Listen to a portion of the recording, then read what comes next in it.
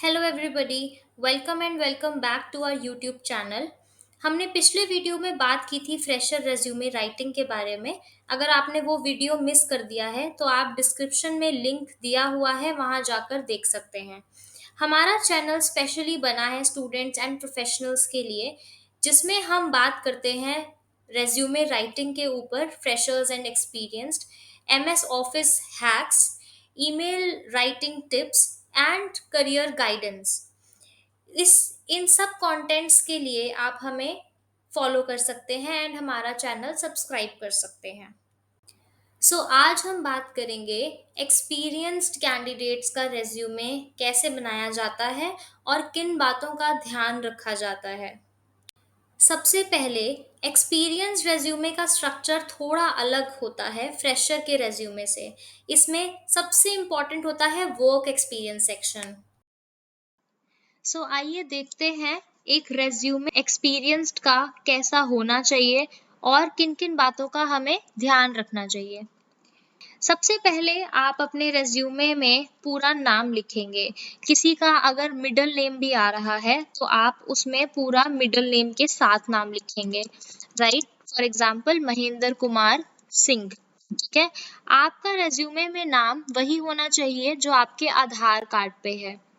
Then आता है आपके ईमेल आईडी पे आपका फोन नंबर, आपका लोकेशन एंड आपका लिंक्डइन प्रोफाइल। लिंक्डइन प्रोफाइल एक प्रोफेशनल प्रोफाइल होता है जिसके थ्रू रिक्रूटर्स आपको सर्च करके आपका प्रोफाइल देखते हैं, आपने कहाँ कहाँ काम करा है। वहाँ अगर आपको किसी ने रेकमेंड किया है तो रिकमेंडेशन देखते हैं वो, और उसके थ्रू आपका शॉर्टलिस्टिंग का क्राइटेरिया और शॉर्टलिस्टिंग के चांसेस बहुत बढ़ जाते हैं। First is you have to start with the contact details, आपका full name, phone number, email ID and LinkedIn profile. फिर आता है हमारा ऑब्जेक्टिव एंड आपका प्रोफेशनल समरी। आपने कौन सी फील्ड में काम करा हुआ है। जैसे इस रेज्यूमे में आप देखेंगे ऑब्जेक्टिव में इस कैंडिडेट ने फाइनेंस के बारे में बात करी हुई है। इसका मतलब ये कैंडिडेट हमारा financial corporate finance, financial accounting, equity derivatives, हमें ये पता चलेगा दैट इसका ऑब्जेक्टिव क्या है और ये कौन सी फील्ड का कैंडिडेट है। 3-4 लाइंस में आप अपना टोटल एक्सपीरियंस, मेजर अचीवमेंट्स और कोर स्किल्स का समरी लिखेंगे। रिक्रूटर्स को आइडिया लगेगा उससे कि आपका प्रोफाइल क्या है, कितना एक्सपीरियंस्ड है। फिर आएगा आपका एग्जीक्यूटिव समरी, जिसमें आपने बेसिक डिटेल्स बता दिया दैट आपने कहाँ क्या काम करा है, क्या आपने प्रोफेशनली क्या गेन करी है स्किल्स का। वेरी इंपॉर्टेंट आपका वर्क एक्सपीरियंस एंड इंटर्नशिप्स, अगर आपने कोई करी है तो इंटर्नशिप्स। वर्क एक्सपीरियंस में सबसे ध्यान रखने वाली बात है और जो रिक्रूटर्स देखते हैं सबसे पहले, वो ये है कि आप अपना एक्सपीरियंस कैसे शो कर रहे हैं। आपको सबसे लेटेस्ट वाला एक्सपीरियंस सबसे टॉप पर रखना है। जैसे यहाँ पे इस कंपनी में एम्प्लॉई और ये कैंडिडेट टिल डेट तक काम कर रहा है, इसका मतलब ये लेटेस्ट एक्सपीरियंस हुआ है इसका। From July 24 to till date means कि ये एम्प्लॉय करंटली वर्किंग है इस कंपनी में। राइट, प्लस इस कंपनी में वो वर्किंग है, आप कंपनी का नाम डालेंगे, उसमें आपका क्या डेजिग्नेशन है, कौन से डिपार्टमेंट में है वो डालेंगे, उसका टेन्योर डालेंगे। अगर आपने वो कंपनी छोड़ दी है तो आप यहाँ टिल डेट की जगह वो डेट मेंशन करेंगे, आपका लास्ट वर्किंग डे। फिर आएगा आपका जो आप वहाँ काम करते थे, आपके केआरएज में आप बहुत ज़्यादा डिटेल में नहीं जाएंगे, बहुत लंबा आपका रेज्यूमे हो जाएगा, इसलिए आपको टू द पॉइंट मेंशन करना है। पॉइंट बाय पॉइंट आप मेंशन करेंगे और जब आप एक्सप्लेन करेंगे तब आप अपने एक्सपीरियंस के बारे में, अपने केआरएस के बारे में इन डिटेल बात करेंगे इंटरव्यूअर से। राइट, फिर आएगा आपने उससे पहले कहाँ काम किया था, अगर आपने काम किया था तो, और अगर आपने कोई इंटर्नशिप करी थी तो वो इंटर्नशिप यहाँ पर आप मेंशन करेंगे, राइट। फिर आएगा का projects, right.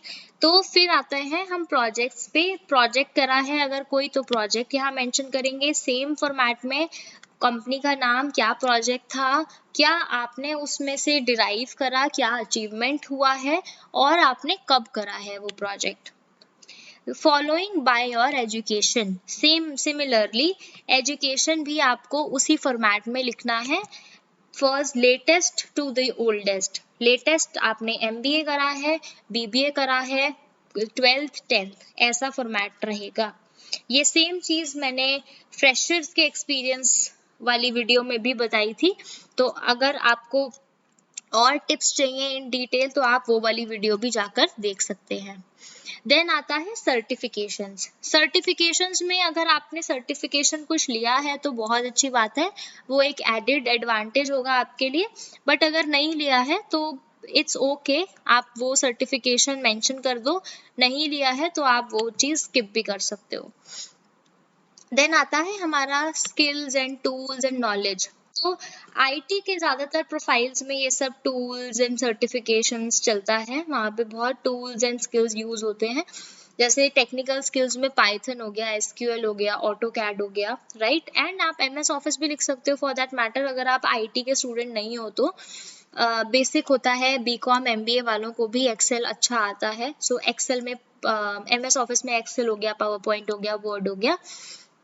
Then your professional skills में आप कितना पंचुअल हैं, आप कितना सीरियस हैं about your work, your analytical and your decision making, how is that, right, आप वो मेंशन कर सकते हैं।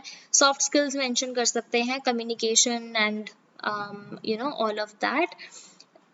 And then your achievement and awards, तो कुछ अचीव किया होगा आपने लास्ट कंपनी में, कि फॉर एग्जांपल आपने 20% सेल्स इंक्रीज कर दिया फॉर विद योर आइडिया, कुछ आपने स्ट्रैटेजी ऐसी बना दी दैट कंपनी का रेवेन्यू हाई हो गया। तो ये सारी चीजें आप इसमें अचीवमेंट्स एंड अवार्ड्स में डाल सकते हो। अगर कोई आपको आरएनआर मिला है तो आप वो भी अवार्ड्स में डाल सकते हैं, राइट। सो रेज्यूमे का लेंथ हमेशा आपका 2 पेज का रहेगा। बेशक आपको एक्सपीरियंस 10 साल का हो, आपका 2 पेज से ज्यादा बड़ा रेज्यूमे नहीं होना चाहिए, ठीक है। एक्सपीरियंस के लिए दो pages, for fresher it is 1, right. अगर आपको 10 साल एक्सपीरियंस है और आप बोलते हैं कि मेरा एक्सपीरियंस तो इतना ज्यादा है, मैं 2 पेजेस में कैसे उसको डिफाइन करूं, तो आप क्या कर सकते हैं, आप जो पहले की जो आपकी इनिशियल कंपनीज है उनका केआरए आप थोड़ा कम कर सकते हैं, और उसमें आप सिर्फ कंपनी का नाम और बेसिक 1-2 लाइन लिख सकते हैं दैट आपने उसमें क्या काम करा।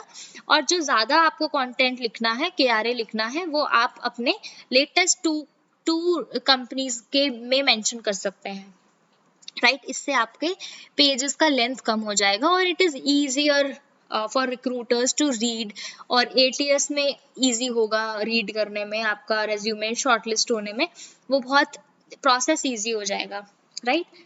So this is it.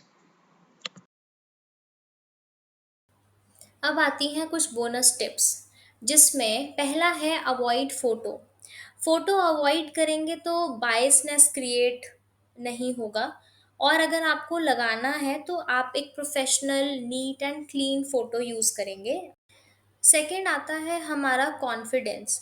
हम जो भी स्किल्स और एक्सपीरियंस लिख रहे हैं उसमें हमें फुल कॉन्फिडेंस होना चाहिए, ताकि रिक्रूटर अगर कोई क्वेश्चन करे तो हम उसका अच्छे से जवाब दे पाएँ। थर्ड आता है हमारा कीवर्ड्स। कीवर्ड्स हमारे जॉब डिस्क्रिप्शन से रिलेटेड होने चाहिए, एंड हमारा resume simple, clean and easy to read format में होना चाहिए। तो ये थे कुछ important tips for resume writing. If you like this video, share and subscribe to our YouTube channel for more such content. Thank you so much for watching.